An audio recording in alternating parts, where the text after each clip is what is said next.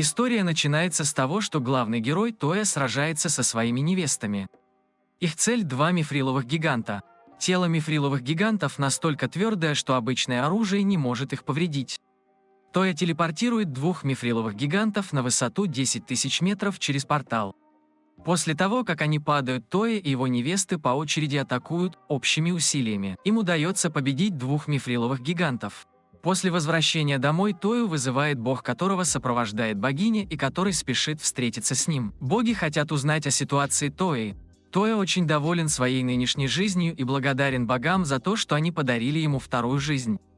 На данный момент он не уверен в своих будущих целях, но намерен зарабатывать деньги, сначала выполняя задания. Говоря о смартфонах, богиня замечает, что Тоя не использует фотографии своих 4 невест в качестве заставки. Она считает, что очень приятно установить фотографию любимого человека в качестве заставки и улыбаться, глядя на фотографию. Но Тоя думает иначе. Она помнит, как Тоя смеялся, когда покупал обручальные кольца для 4 невест. Тоя не ожидал, что богиня и бог шпионили за его жизнью. Тем временем невесты Тои купаются вместе. Они все настолько одержимы Тоей, что не могут не проверить свои обручальные кольца. Тоя очень силен, и Юмина верит, что в будущем у него будет больше невест. Они не могут вмешиваться в решение Тои, и что им нужно сделать сейчас, так это попытаться укрепиться и поддержать Тою. Другие невесты также согласны с идеей Юмины. Приняв ванну, одна из невест Яэ и Тоя приходят в ремонтную. Меч Яэ сломался во время битвы с мифриловыми гигантами, и на создание нового уйдет неделя. На обратном пути Яэ предлагает взяться за руки с Тоей, на что Тоя соглашается. Яэ очень взволнована и надеется, что они с Тоей всегда будут такими счастливыми. Позже Тоя и Юмина вместе прибывают во дворец. Юмина – старшая принцесса королевства Белфаст и имеет очень высокий статус. Королева рада, что они могут быть помолвлены, но ее беспокоит, что объявление об их браке создаст проблемы для Тои. Во-первых, дворяне, выбравшие Юмину в качестве невестки, увидят в Той врага. Если Тоя не сможет хорошо себя показать, некоторые сочтут, что он недостоин быть мужем Юмины. Вернувшись из дворца, Тоя думает о 3 проблемах, поднятых королевой. Первые 2 неизбежны, и что он может сделать так, это попытаться добиться реальных успехов и внести свой вклад в развитие страны. Итак, Тоя идет в отель, чтобы разобраться в ситуации. Зная, что отель не заработал много денег, Тоя помогает владельцу преобразовать отель и создать горячий источник. После этого он собирает группу знакомых ему людей, чтобы они приехали в отель, чтобы испытать его. В него входят 4 невесты. Юмина обнаруживает, что купание в горячих источниках делает ее кожу более гладкой и хочет, чтобы Тоя восхищался ее кожей. Остальные невесты застенчивы и не признают, что их цель понравится Тое еще больше. Юмина думает, что они недостаточно зрелые. Если им действительно нравится Тое, они захотят интимного общения с ним. Она задается вопросом, действительно ли им нравится Тоя. Чтобы убедить Юмину в своих чувствах к Тое, они рассказывают свои истории. Когда Эльза впервые встретила Тою, она влюбилась в него. Он был очень нежен в каждом движении и уважал ее. После того, как они провели долгое время вместе, она постепенно влюбилась в Тою. Линдзи – сестра-близнец Эльзы, и она не умеет общаться с людьми, и каждый раз, когда она общается с мальчиком, она раздражает собеседника. Но Тоя был терпелив и всегда внимательно ее слушал. Когда Тоя взял ее на встречу с другими девушками, ее сердце было разбито. Именно тогда она поняла, что влюбилась в него. У Яэ такой же опыт с ним, и она восхищается характером Тои. Он осмотрителен и очень решителен. Он действует больше для других, чем для себя, и часто помогает окружающим. Вот причины, почему он их привлекает. После того, как они рассказывают свои истории, Эльза просит Юмину также рассказать, почему ей нравится Тоя. Юмина очень прямолинейна. По ее словам, она была уверена, что Тоя станет ее мужем, когда впервые встретила его. Она не может назвать конкретную причину, но он ей просто нравится. В это время они слышат, как хранитель Небесного Сада Франческа говорит, что собирается потереть Тое спину. Прямо сейчас Франческа и Тоя купаются в разных бассейнах, потому что 2 бассейна разделяет забор. Она хочет перелезть через него и пойти к Тое. Неожиданно Тоя установил на заборе парализующее устройство, чтобы никто не подсматривал в женской бане. Будучи парализованной, Франческа не может двигаться, в то время как Тоя наслаждается купанием. Лин внезапно врывается в мужскую баню и сообщает Тое, что нашла руины острова Вавилон. Лин – лидер племени фей и мастер использования магии. Она интересуется утраченными древними технологиями и знаниями и хочет открыть портал, чтобы добраться до древних руин, в которых она не была. Они используют устройство наблюдения, чтобы определить местонахождение руин. Они находят гигантского хрустального монстра Фрейза, который собирается напасть на группу людей. Тоя немедленно бросается в пустыню со своими членами гарема. Сестры Эльзи несут ответственность за доставку людей в безопасное место. Яя очень сильная, и Тоя использует портал, чтобы отправить ее на дуэль с Фрейзом. Поскольку тело Фрейза очень твердая атака, Яя не причиняет ему вреда. Она терпит неудачу в атаке и возвращается к Тое. Пока Тоя обдумывает план битвы, появляется его друг Энде. Он не ожидает увидеть здесь Тою и немедленно приветствует его. Затем он телепортируется к Фрейзу и разбивает его магией. Тоя хвалит силу Энде и спрашивает его о происхождении Фрейзов. По словам Энде, в этом мире есть барьер, который предотвращает вторжение посторонних объектов. Но однажды в барьере появилась трещина, и из нее вышли Фрейзы. Энде думает, что Фрейз – всего лишь подчиненный, который делает то, что ему говорят. Его цель – найти спящего короля. Энде не объясняет много чего и сразу прощается с ним. После ухода Энде Тоя раздает воду жертвам. Среди этих жертв трое авантюристов.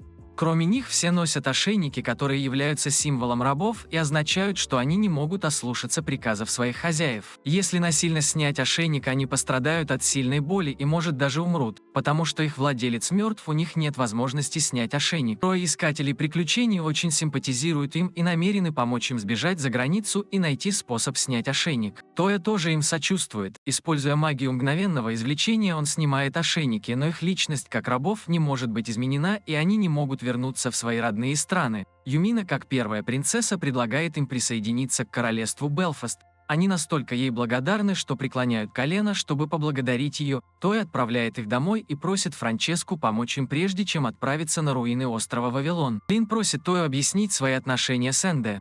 Тоя отвечает, что он встретил Энде, когда покупал обручальные кольца. В то время Энде хотел расплатиться странной монетой, но торговец отказался.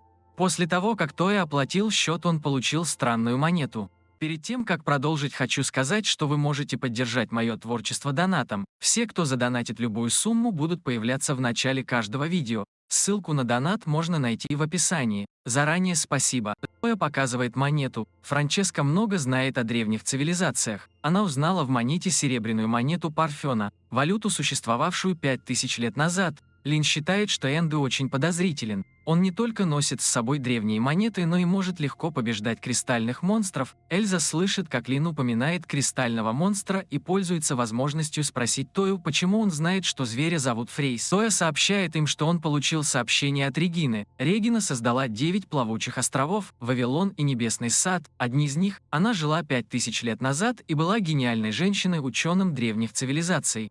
У Регины был инструмент, позволяющий предвидеть будущее, и она наблюдала за ним каждый день, пока однажды Фрейзы не уничтожили Парфена, где находилась Регина. Возможно, как сказал Энде, Фрейзы появились из-за трещины в мировом барьере. Тоя мало что знает и надеется, что Франческа расскажет ему более подробную историю, например, воевали ли люди с Фрейзами 5000 лет назад.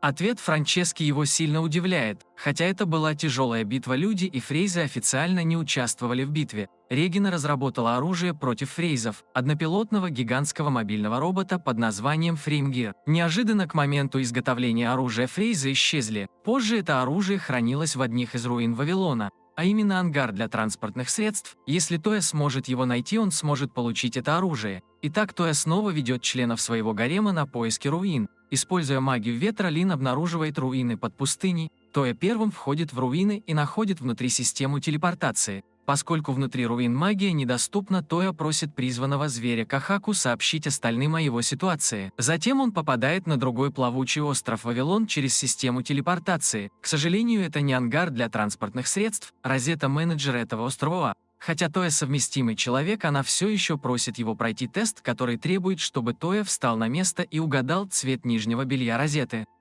Используя магию, Тоя произносит правильный ответ. Розетта узнает в Тое подходящего человека и объявляет его владельцем. Она записывает его ДНК поцелуем и берет его на экскурсию. Ремонтная станция оснащена передовыми технологиями, и Тоя и Розетта имеют доступ к созданию любого инструмента на крошечном кубе, если у них есть исходный объект. Они также могут воспроизвести его напрямую.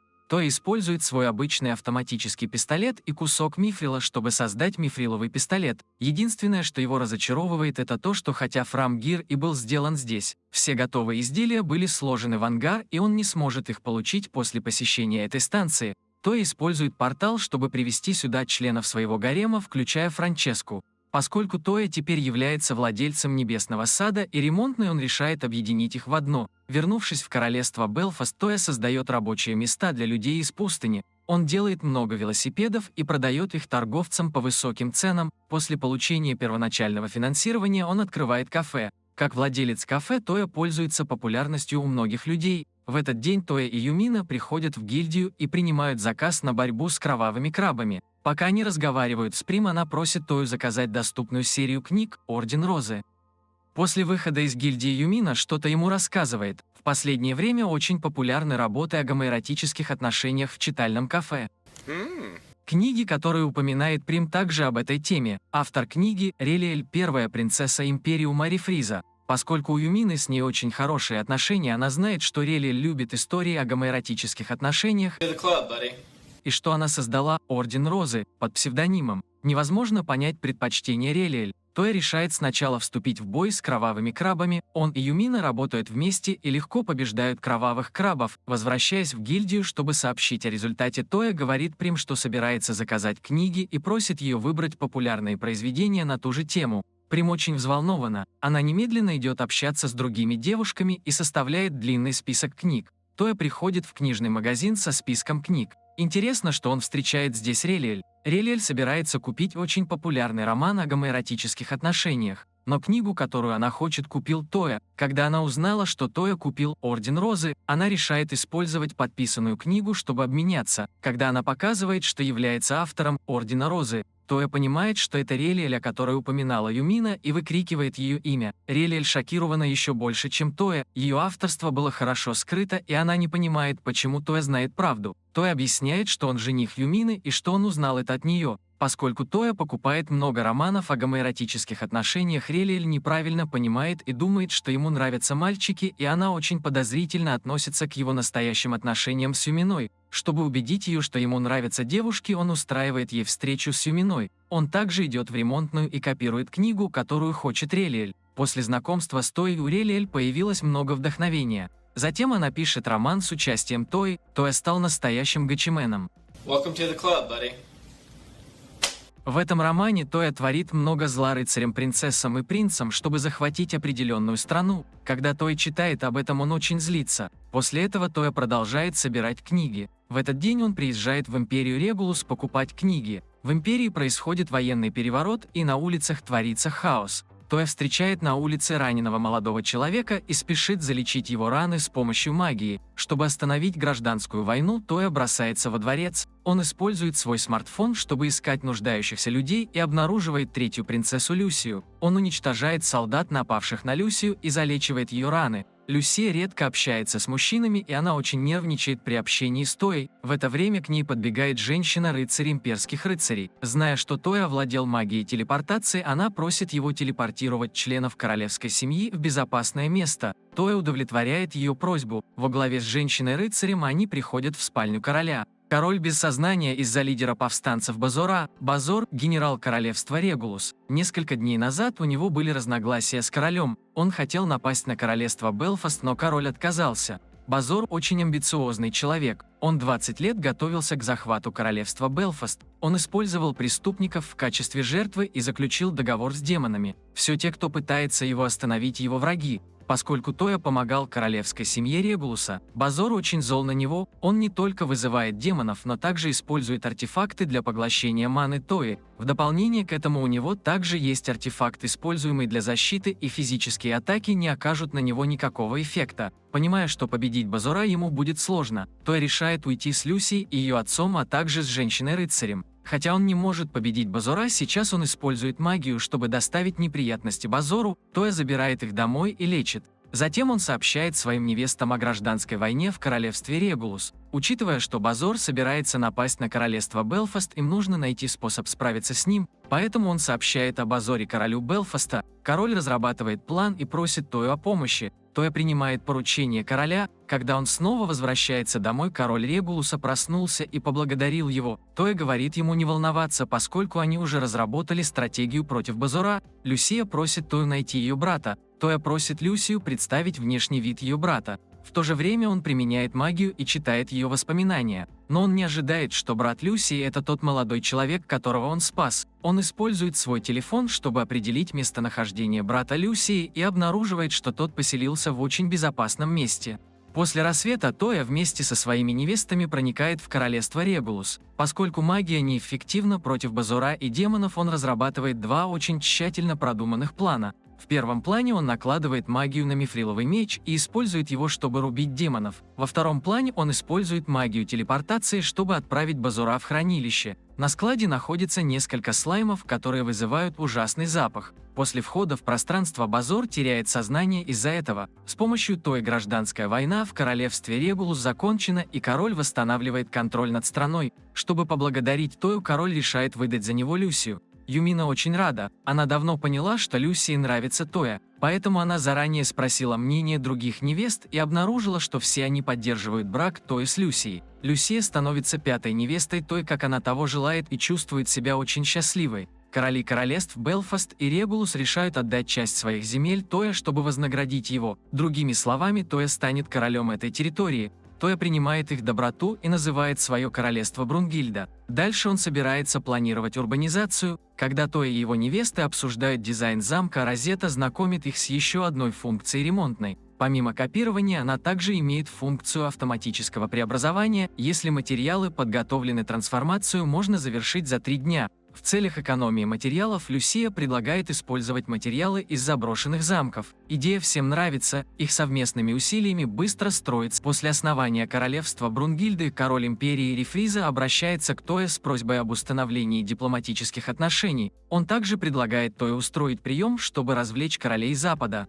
Тоя принимает его предложение, он зовет на помощь официантов кафе, а также готовит различные развлекательные заведения. Пока он думает о безопасности, посетитель предлагает ему помощь. Посетителя зовут Цубаки. Она женщина-ниндзя, бывший член элитной четверки Такеды во главе с Касакой. Цубаки берет к себе весь свой клан. С разрешения Тои они становятся первыми жителями королевства Брунгильды. Стоит отметить, что Касака становится премьер-министром Тои благодаря своим выдающимся способностям. Учитывая необходимость какой-либо коммерческой деятельности жителей, Тоя решает нанять торговцев. Он не только создает улицу со своей ремонтной, но и строит входной пост вместе с людьми из клана Цубаки. Люсия замечает, что Тоя очень занят работой и специально готовит для него. Тоя считает ее очень милой девушкой. Когда прием начинается, развлекательные заведения, подготовленные Тоей, пользуются популярностью среди многих королей. Впервые короли стран имеют возможность собраться вместе, и каждый из них прекрасно проводит время. Финальное представление приема «Фейерверк».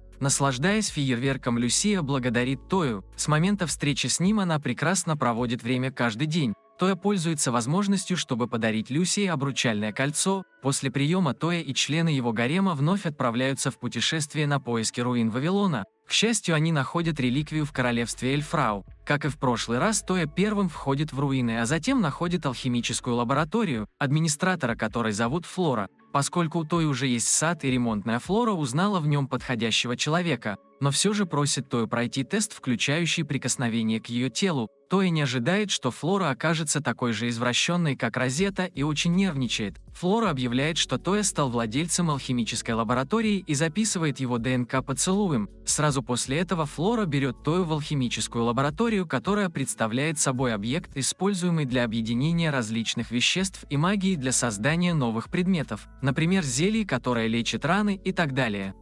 Оно также функционирует как медицинское учреждение, и можно заново вырастить руку или ногу. Это будет очень хорошая новость для жителей Брунгильды. Разобравшись с этими вещами, Тоя намерен сосредоточиться на заботе об окружающих его людях. Он приходит к родителям Яя и не только чтобы попросить у их семьи разрешения на брак. Родители Яя очень уважают ее мнение и не возражают. Когда дядя двойняшек узнал, что Тоя король Брунгильды, его первая реакция – встать перед ним на колени.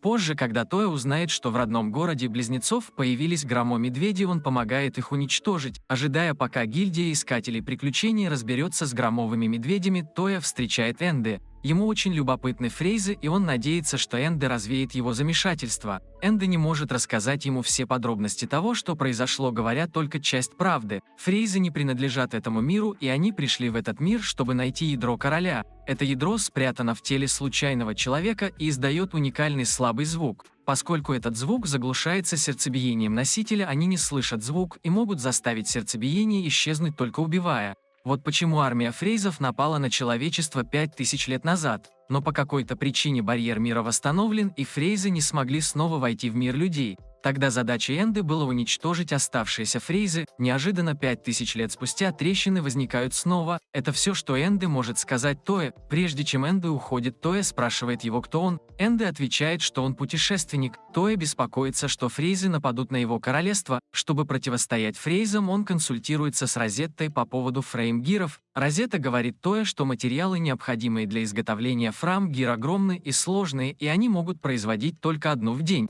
Кроме того, в ангаре для транспортных средств не так много рамных передач, всего по 4 или 6 каждого типа. Тое считает, что сейчас самое главное – найти материалы и ангар для техники. Он вызывает огненного монарха и заключает с ним контракт. Тое называет его Кагёку и просит помочь собрать информацию. Кагёку напрямую вызывает 1000 птиц и отправляет их на поиски руин Вавилона. Через несколько дней Кагёку сообщает Тое, что заметила подозрительное здание на необитаемом острове. Основываясь на описании здания, Тое предполагает, что это скорее всего руины Вавилона. Он очень взволнован и немедленно приезжает на необитаемый остров со своим гаремом. На острове они встречают нескольких монстров, и девушки легко побеждают их. В это время призванный зверь Тое обнаруживает подозрительное здание. Тое заходит внутрь здания и подтверждает, что это руины Вавилона. Он входит в руины и встречает администратора Монику. Моники очень вспыльчивый характер, она просит Тою победить ее, прежде чем она признает его подходящим человеком. Но ее боевая мощь слаба, и она не может причинить Тое никакого вреда. В конце концов, Монике приходится признать, что Тое является владельцем острова. Когда Тое узнает, что это остров Ангар, он очень взволнован. По его просьбе Моника показывает ему фреймгир. К сожалению, у фреймгиров здесь нет топлива. Если они хотят получить топливо, им придется отправиться в другие руины, а именно в остров исследовательской лаборатории. Видя, что Тое очень грустно, Моника предлагает ему спросить Флору. Тое приходит в алхимическую лабораторию, и Флора говорит, что может производить топливо, но его качество не может сравниться с топливом, произведенным на острове исследовательской лаборатории. Тою не заботит качество, и он просто хочет активировать фреймгир сейчас. Флора просит у него камни заклинаний, необходимые для производства топлива. Тое по просьбе Флоры использует свой смартфон, чтобы найти камни заклинаний. К счастью, в Брунхильде есть большой камень. Когда Тое находит его, он немедленно отдает его Флоре.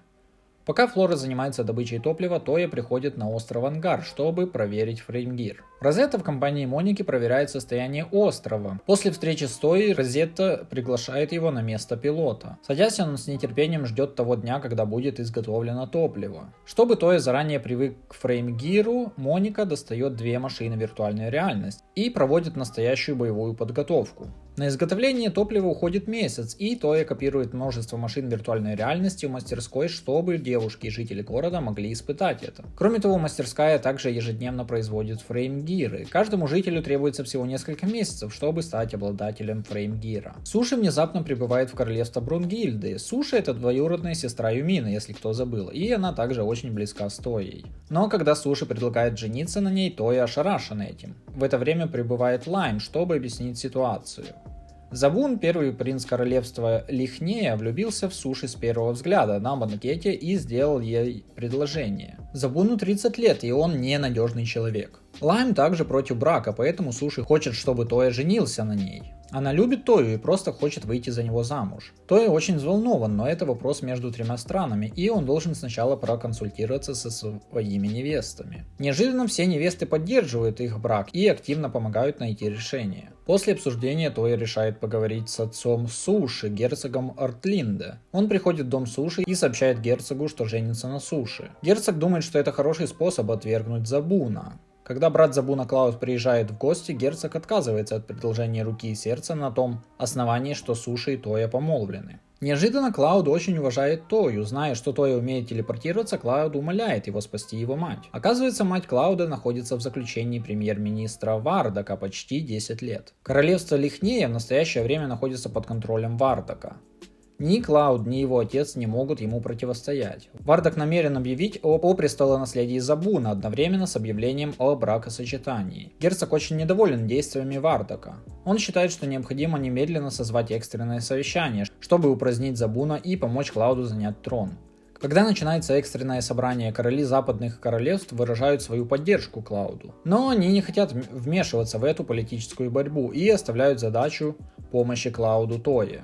Итак, Тоя приходит в королевство вместе с Клаудом в сопровождении Яя и Эльзы. Чтобы не привлекать внимание других, они используют магию невидимости, за исключением Клауда, который затем направляется, чтобы сообщить о результате предложения руки и сердца Забуну, и они следуют за ним. Забун мало чем отличается от слухов, он вспыльчив и его сопровождает рабыня. Зная, что Суши и Тоя помолвлены, Забун намеревается послать людей распространить слухи о том, что Тоя развратник, и использовать эти слухи, чтобы заставить Суши разорвать с ним брачный контракт. Клауд против его решения, но его избивают. После этого группа Тои направляется в резиденцию Клауда и использует магию, чтобы исцелить Клауда. Тоя заботится о рабыне рядом с Забуном и использует портал, чтобы спасти ее. Он также снимает ошейник с ее шеи. Неожиданно Забун и Вардак оба очень жестокие. Обнаружив, что рабыня пропала, они пытаются казнить ее через ошейник. Группа Тои следует за ними, используя магию невидимости, и подслушивает намерения Вардака использовать Клауда, чтобы объявить войну королевству Палуфу. Чтобы помочь Клауду, Тоя строит ряд планов. Первая операция — это спасти мать Клауда. С наступлением темноты группа Тои пробирается в район, где заточена мать Клауда. Тоя использует парализующую магию, чтобы обездвижить охраняющих солдат. Затем они легко спасают мать Клауда и уходят через портал. Вторая операция заключается в сборе доказательств преступлений Вардака. После спасения матери Клауда Тоя использует магию невидимости и в одиночку пробирается в офис Вардака. Но он не ожидал, что узнает об измене Вардака и матери Забуна. Они обсуждают, как убить короля, избавиться от всех членов королевской семьи и сделать Забуна новым королем. И причина, по которой они это планируют, заключается в том, что биологический отец Забуна не король, а Вардак. Тоя записывает то, что они говорят, на свой телефон. Получив ключевое доказательство, Тоя намеревается передать его королю. Король очень зол и сразу же объявляет, что передаст трон Клауду. Когда Вардак его спрашивает об этом, король просит Тою включить видео. Он приказывает отстранить Вардака от его поста и приговаривает Забуна к смерти. После своего восшествия на трон Клауд продает семью Забуна работорговцам, чтобы они могли испытать жизнь раба. Дела в королевстве Лихнея подходят к концу, и Суши еще раз признается Тое, и он не может ей отказать. Тоя соглашается сделать ее своей шестой невестой, но он по-прежнему придерживается своих принципов, настаивая на том, что не женится на них, пока ему не исполнится 18. Далее давайте посмотрим на личную жизнь Тои.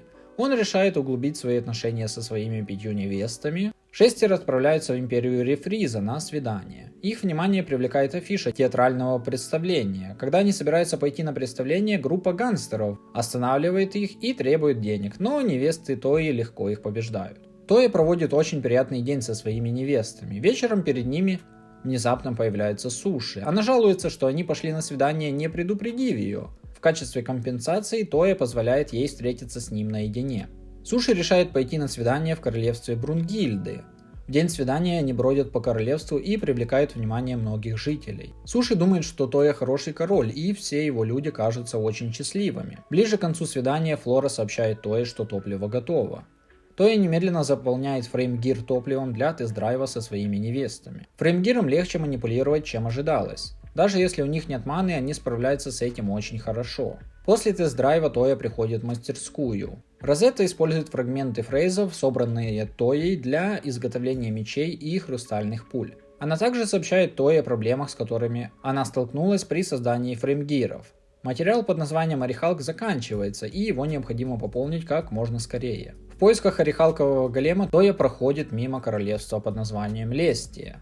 Он обнаруживает, что группа низкоуровневых фрейзов нападает на город и немедленно помогает местным рыцарям уничтожить их. Поскольку многие жители ранены, Тоя лечит их магией. Лидер рыцарей Хильдегард, первая принцесса Лестия, она очень благодарна Тое за помощь.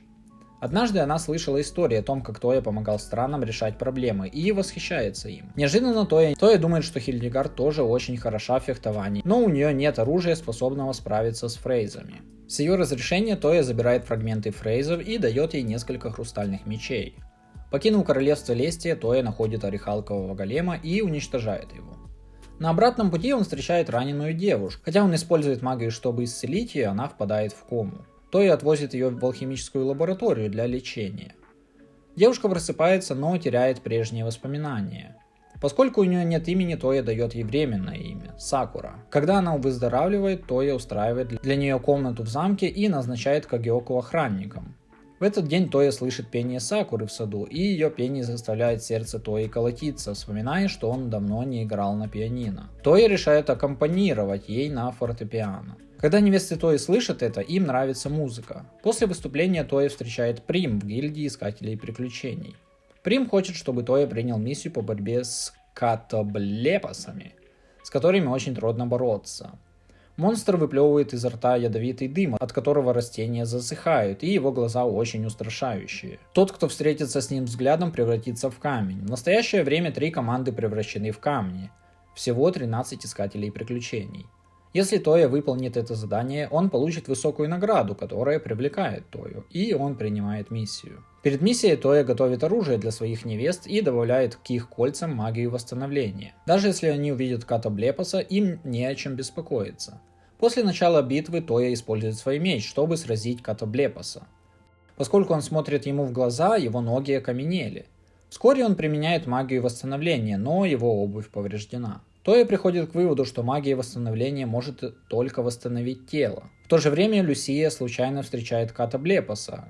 Ко всеобщему удивлению, его глаза все еще действуют, даже после его смерти. Ее окаменевшая область относительно велика. После того, как она применила магию восстановления, ее юбка порвалась, и Люсия очень застенчива и поспешно просит Тою развернуться. После этого Тоя находит еще одного Катаблепаса. Чтобы не окаменеть, он блокирует ему зрение магией.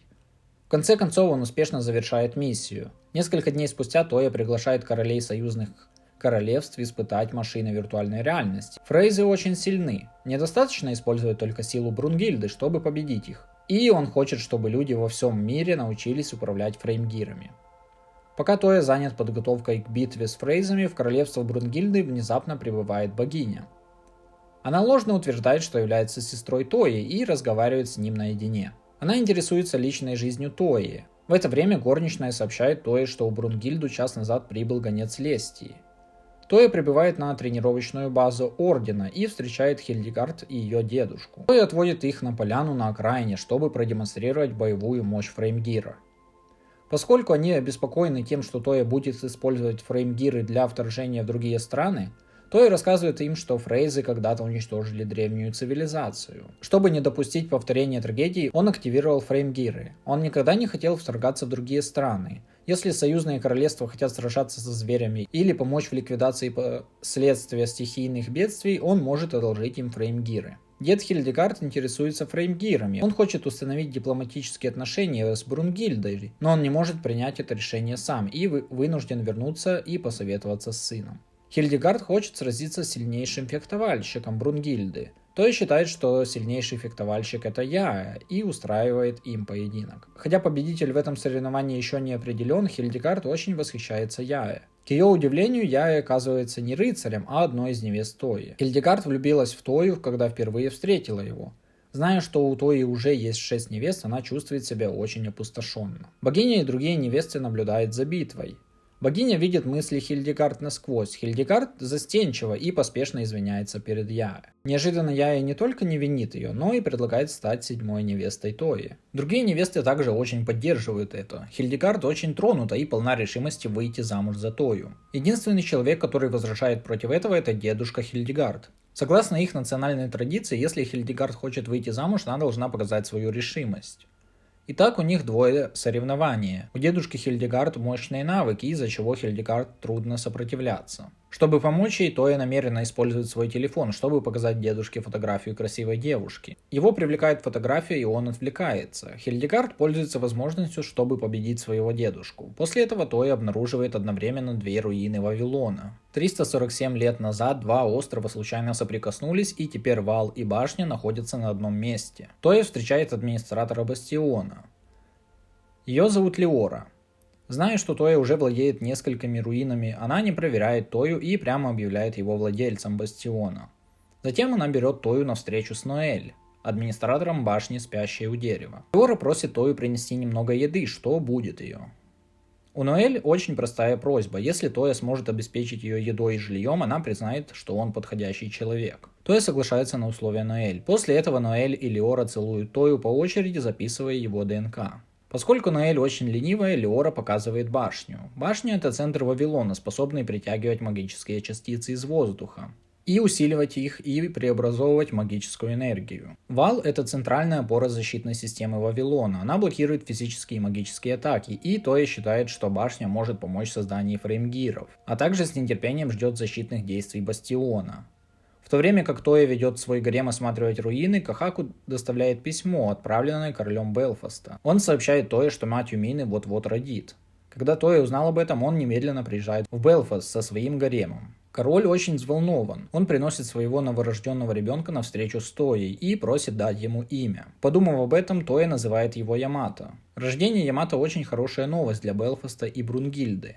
После визита невесты Тои вместе приходят в женскую ванну. Они много говорят о детях и не могут не думать о своих детях вместе с Тоей. Несколько администраторов руин рассказывают Тое, о чем говорили члены его гарема. Они также говорят Тое, что предвидят его будущее с помощью камня ясновидения. В будущем у него будет 9 жен, и каждая из них родит ребенка. В конце истории Брунгильда устраивает банкет в честь рождения принца Ямато. Хотя у Тои сейчас нет детей, он очень рад, что у него много членов семьи и людей. Пока он целует свою невесту, Франческо достает драгоценный камень ясновидения, чтобы предвидеть его будущее. Согласно ему, 2 другими женами Тои будет Лин и Сакура. Они будут очень счастливой семьей. На этом аниме заканчивается. Надеюсь, вам понравилось данное видео. Если да, то подпишитесь и поставьте лайк, чтобы поддержать мой канал.